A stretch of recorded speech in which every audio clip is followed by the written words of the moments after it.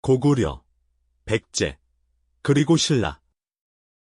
우리에게 너무나도 익숙한 이 세 이름은 한반도 고대사의 굳건한 주역으로 자리매김하고 있죠. 하지만 이들 못지않게 이 땅의 남쪽을 호령하며 독자적인 문명을 꽃피웠던 또 하나의 강력한 존재가 있었다는 사실을 알고 계신가요? 바로 가야입니다. 가야는 분명 한 시대를 풍미했던 찬란한 왕국이었지만 어째서인지 우리의 기억 속에서는 희미한 그림자처럼 남아있고 그 최후는 여전히 풀리지 않는 미스터리로 가득합니다.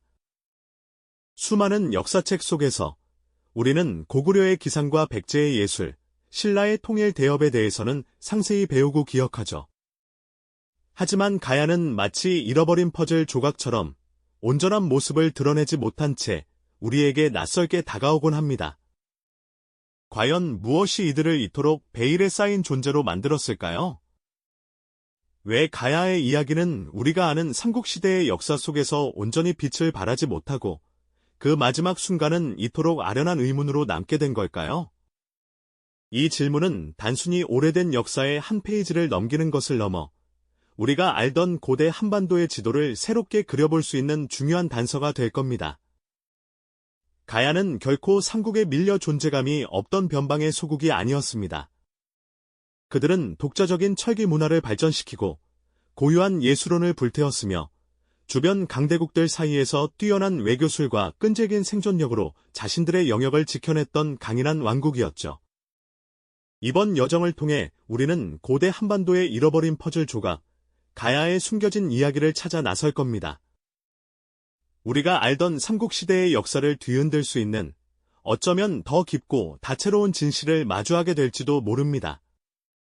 역사의 빈틈을 메우고 가야라는 이름 뒤에 가려졌던 그들의 진짜 운명과 마주하는 시간, 이것이야말로 우리가 이 이야기를 계속해서 따라가야 할 이유가 될 것입니다.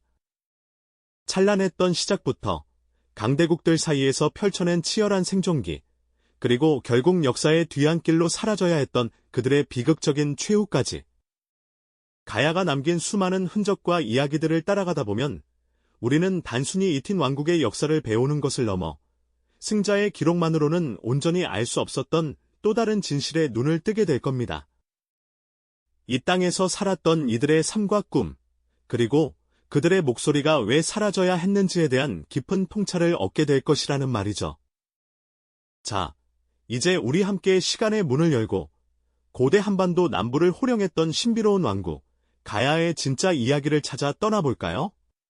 우리가 알지 못했던 또 다른 역사의 장이 지금 여러분 앞에 펼쳐질 것입니다. 그렇다면 이토록 오랫동안 미스터리 속에 잠들어 있던 가야는 과연 어떤 모습으로 고대 한반도에 존재했을까요? 우리가 흔히 배우는 고구려, 백제, 신라와 같은 중앙집권적인 왕국들과는 사뭇 다른 방식으로 가야는 여러 작은 나라들이 느슨하게 연합하여 하나의 강력한 힘을 이루는 연맹왕국의 형태를 띠었답니다. 초기에는 금광가야가 주도권을 잡았지만 5세기 이후로는 대가야를 중심으로 찬란한 문명의 꽃을 피우기 시작했죠. 특히 이들의 문화는 철이라는 단어 없이는 설명하기 어려울 정도였습니다. 가야는 예로부터 풍부한 철 생산지로 이름 높았습니다. 단순히 무기를 만드는 것을 넘어 덩이쇠를 화폐처럼 사용하고 주변국은 물론 멀리 외까지 수출하며 막대한 부를 쌓았다고 해요. 그들의 손에서 탄생한 철제 갑옷과 투구는 당시 동아시아 최고 수준을 자랑하며 견고함과 정교함으로 적군을 압도했을 겁니다. 마치 강철의 심장을 가진 듯 이 철이라는 자원은 가야를 지탱하는 든든한 기둥이자 번영을 이끄는 원동력이 되어 주었지요. 이러한 경제적 기반 위에 독자적이면서도 아름다운 문화가 꽃을 피울 수 있었던 거고요. 가야인들의 뛰어난 예술 감각은 토기에서도 여실히 드러납니다. 굽다리 접시처럼 독특한 형태와 섬세한 문양이 돋보이는 가야 토기들은 실용성을 넘어 예술 작품으로서의 가치를 지니고 있었죠. 마치 현대의 도예가가 흙으로 이야기를 빚어내듯 가야의 장인들은 그들만의 미학을 흙에 담아냈을 겁니다. 또한 순장이 이루어졌던 가야의 왕릉에서는 화려한 금동관과 귀걸이, 목걸이 같은 장신구들이 쏟아져 나오는데요. 이는 당시 지배층의 위엄과 가야 문화의 정수를 보여주는 동시에 삶과 죽음에 대한 그들의 깊은 성찰을 엿볼 수 있게 해줍니다. 음악 또한 가야에 빼놓을 수 없는 문화적 상징입니다. 가야금의 고화한 선율은 오늘날까지도 우리에게 깊은 울림을 주죠. 가야금은 가시랑이 우르객에 명하여 만들게 했다고 전해지는데요. 대가야의 번성기, 풍요로운 문화 속에서 음악이 얼마나 중요한 위치를 차지했는지 짐작할 수 있게 합니다. 이처럼 가야는 물질적인 풍요와 정신적인 아름다움이 조화를 이룬 고대 한반도에서 가장 빛나는 문명 중 하나였다고 말할 수 있을 겁니다. 그러나 이러한 황금기에도 불구하고 가야 연맹의 앞날에는 점차 어두운 그림자가 들이오기 시작했습니다. 강대국들의 틈바구니에서 살아남기 위한 가야의 노력은 끊이지 않았지만 주변의 정세는 점점 더 가혹해지고 있었죠. 북쪽의 백제와 동쪽의 신라는 끊임없이 영토를 확장하며 가야 연맹을 압박해왔습니다. 마치 거대한 두 파도 사이에 끼인 작은 배처럼 가야는 생존을 위해 때로는 신라와 손을 잡고 때로는 백제와 연합하며 위태로운 줄타기를 이어갔습니다. 하지만 연맹왕국이라는 특성상 각 소국들의 이해관계가 복잡하게 얽혀 있었고 이는 외부의 위협에 단일한 목소리로 대응하기 어렵게 만드는 치명적인 약점으로 작용했습니다. 대가야를 중심으로 한 연맹 내부에서도 갈등의 골은 깊어져 갔습니다. 각자의 이익을 좇는 소국들 사이의 불신은 점차 커져만 갔고 이는 결국 가야 연맹의 결속력을 약화시키는 결과를 초래했죠. 찬란했던 문화와 뛰어난 기술력을 가졌음에도 불구하고 이러한 내부적인 분열은 가야를 더욱 위태롭게 만들었습니다. 마치 한 지붕 아래 사는 가족들이 서로 등을 돌리는 것처럼 연맹 내부의 균열은 외부의 압력보다 더 큰 위협이 되었을지도 모릅니다. 가야의 아름다운 문명 뒤편에서는 이제 서서히 몰락의 그림자가 드리워지고 있었던 것입니다. 강철로 쌓아 올린 견고한 왕국도 분열 앞에서는 속절없이 흔들릴 수밖에 없었던 거죠. 그렇습니다. 연맹 내부의 균열은 강철 왕국 가야를 서서히 흔들고 있었죠. 하지만 이대로 주저앉을 가야가 아니었습니다. 금관 가야의 힘이 약해지는 사이 가야 연맹의 새로운 구심점으로 떠오른 곳이 있었으니 바로 대가야였습니다. 대가야를 중심으로 가야는 다시 한번 찬란한 빛을 발하며 마치 꺼져가는 불꽃이 마지막으로 타오르듯 강력한 존재감을 드러내기 시작합니다. 이 시기는 가야 문명이 꽃을 피운 황금기라고 불리기도 하죠. 가야인들의 삶은 그 어느 때보다도 풍요롭고 문화적으로도 성숙한 단계에 이르렀다고 평가받습니다. 가야인들은 흙을 다루는 데에도 비범한 재능을 보였습니다. 그들이 빚어낸 토기는 단순히 물건을 담는 용도를 넘어 예술 작품에 가까웠습니다. 특히 대가야 토기는 굽다리 접시나 김목 항아리처럼 독특하면서도 세련된 형태를 자랑했는데요. 흙 속의 불순물을 제거하고 고온에서 구워내 마치 도자기처럼 단단하고 정교했죠. 그 표면에는 물결무늬나 기하학적인 문양이 섬세하게 새겨져 있어 보는 이로 하여금 감탄을 자아내게 했습니다. 이 토기들은 당시 가야의 생활상을 보여주는 중요한 단서이자 가야인들의 미적 감각과 뛰어난 기술력을 엿볼 수 있는 귀한 유물로 오늘날까지도 그 가치를 인정받고 있습니다. 또한 가야의 장인들은 차가운 철을 뜨거운 불꽃으로 달고 놀라운 생명력을 불어넣었습니다. 그들이 만들어낸 철제 갑옷은 단순한 방어구를 넘어선 예술품이었죠. 마레시오는 갑옷인 말갑옷과 사람이 입는 판갑옷은 마치 로봇처럼 정교하게 맞물려 움직임을 방해하지 않으면서도 강력한 보호력을 제공했습니다.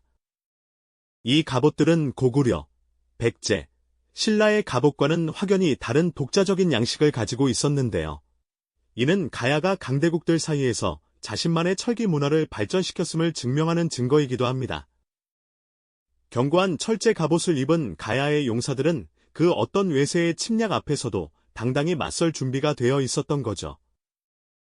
그들의 갑옷은 단순한 무기가 아닌 국가의 자존심을 대변하는 상징이었습니다. 이처럼 뛰어난 기술력과 함께 가야는 풍요로운 문화를 꽃피웠습니다. 특히 가야금은 가야 문명의 정수를 보여주는 상징과도 같죠. 울림이 깊은 가야금 선율은 가야인들의 삶과 애환, 그리고 자연을 사랑하는 마음을 담아냈을 겁니다.